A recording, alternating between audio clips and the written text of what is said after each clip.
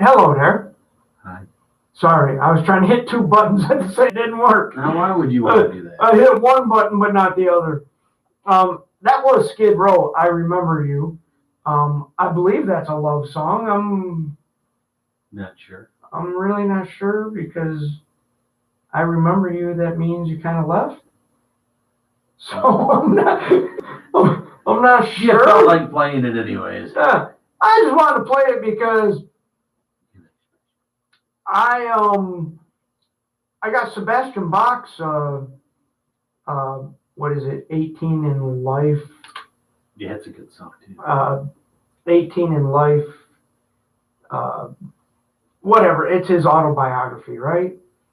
And I got it on Audible, like you listen to it, and it's really cool because usually the person that's narrating it is not the person that wrote the book. So you don't really know like how they felt when they were writing, Oh yeah. Well, Sebastian Bach narrates it, and it's really cool because he has done. He'll be telling like a story or something, right? Like, say he's talking about when they toured with Motley Crue, and they were in Germany or whatever, right? And he's telling the story that relates to that, and then he's like, "Oh, bonus for you audiobook people." He goes, and then he starts reading like a letter, that relates to the story that he's talking about. Nice. So it's like he's got a little these ad lib. Yeah, he's got these bonus things in there, and you're like, Cliff notes. yeah, holy shit, this is cool, man. So yeah, I've been listening to that the past couple of days, and oh my god, man, what a freaking story. He talks about when Axl brought him out to open up for Guns N' Roses back in, I think it was like 2002 or 2004. Chinese Democracy, when that came out or whatever. And he talks a lot about him and Axl, like some reason him and Axl get along, and he's like, interesting concept. Yeah, he's like, I don't know. He has like this ability to like hang out with Axl, and like he can joke around with Axl, and like other people can't, and he's just like, I don't know. I guess because I just treat him like a normal person, like he's like, I guess that's all Axl ever wanted was somebody just to, treat him normal, So, yeah, it's a really cool book or whatever if you're, looking for a book or audio book. I like the audio books now because I put them on when I'm going to bed, so I listen to them kind of while I'm sleeping, right? And I got the Van Halen book a while back. It's called Van Halen Rising, right? Yeah. And I got this one, and it's about the start of Van Halen. Dave, Alex, Eddie, and Michael Anthony. The start, Wow. Like back when they were teenagers. They're a bar band. Yeah, well, they were a local band. Bar band. Yeah, they were a local band playing high schools, because they were high school kids.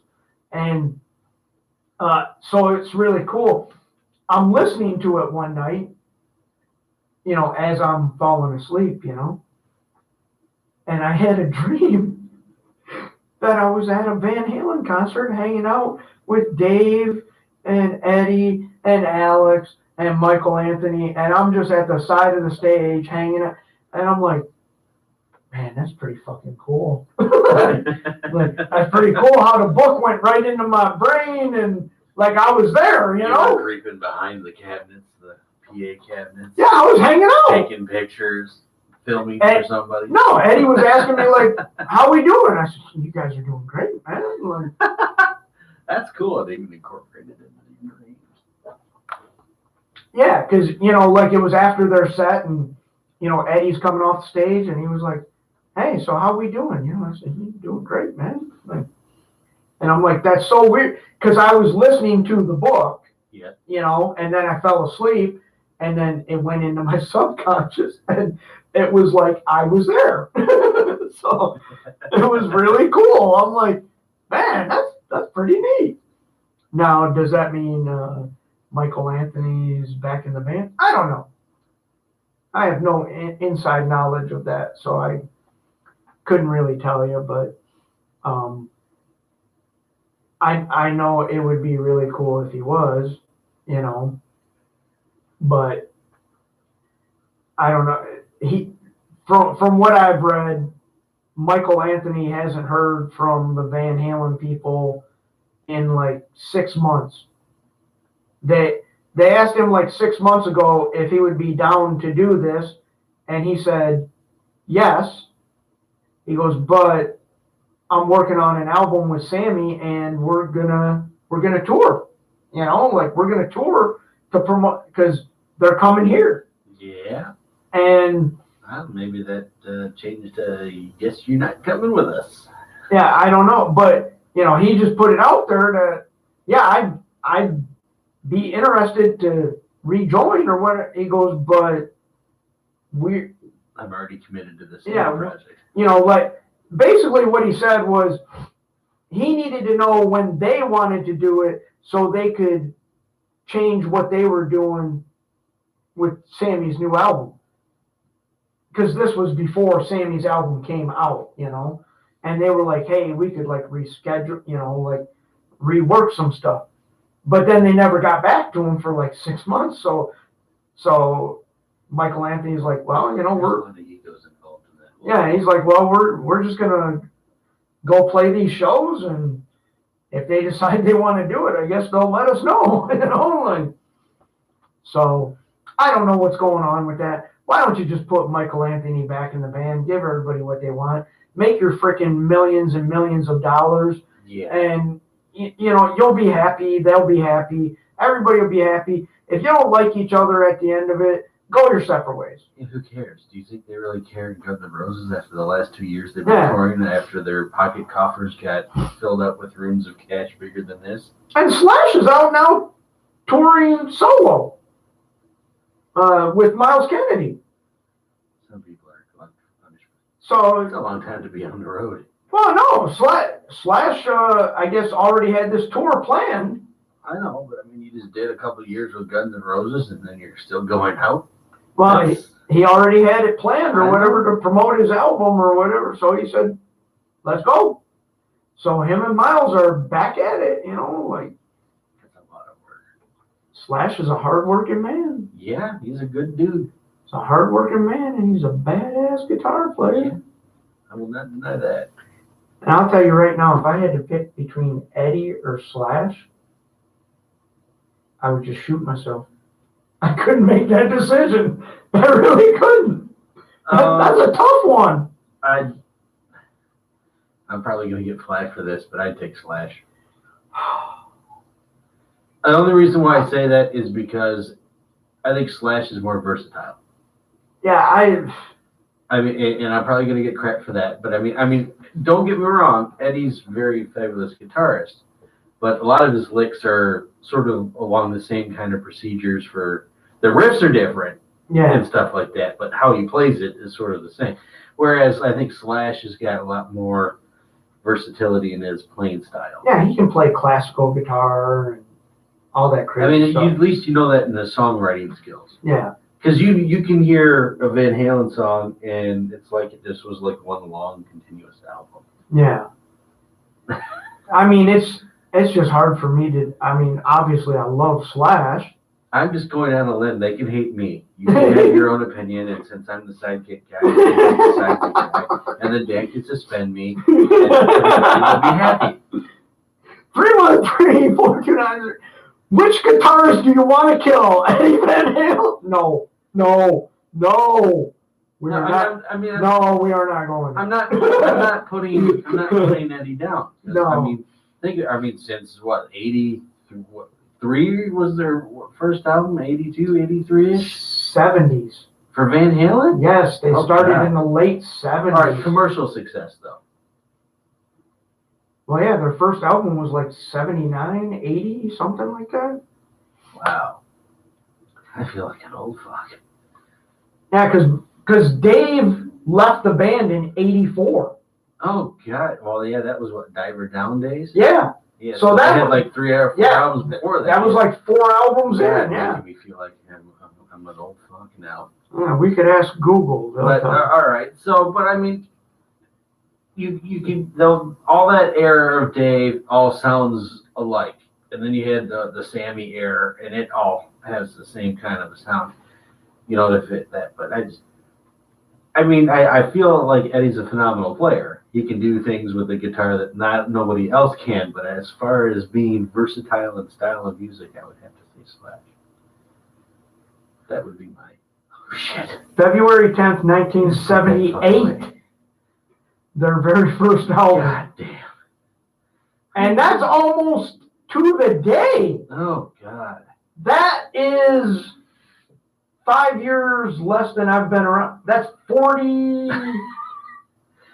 Yeah, 40, 41 years ago, almost to the day, since the first Van Halen record came out.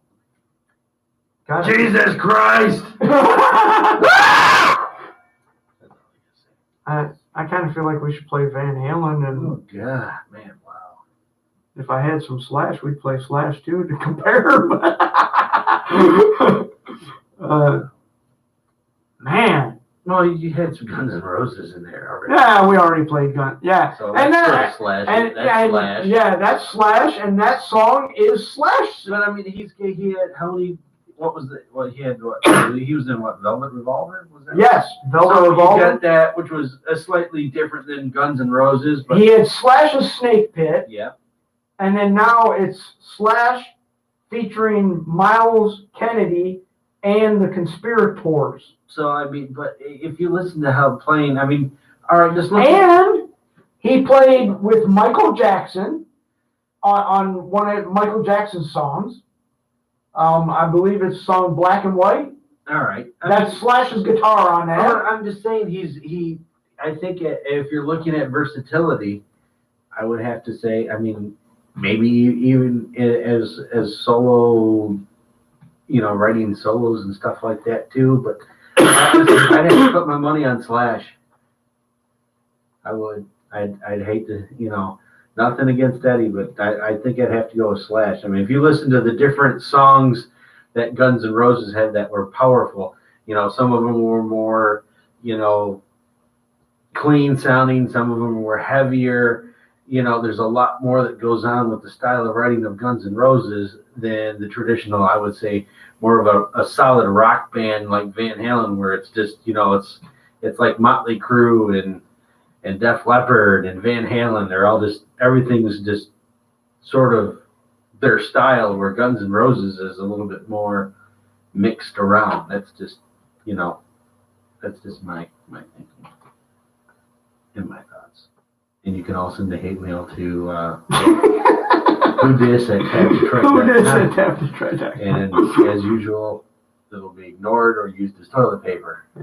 Probably toilet paper, but so I mean, and then if you don't hear me next week, I got suspended. I don't know, that's my take on the whole thing. I don't know.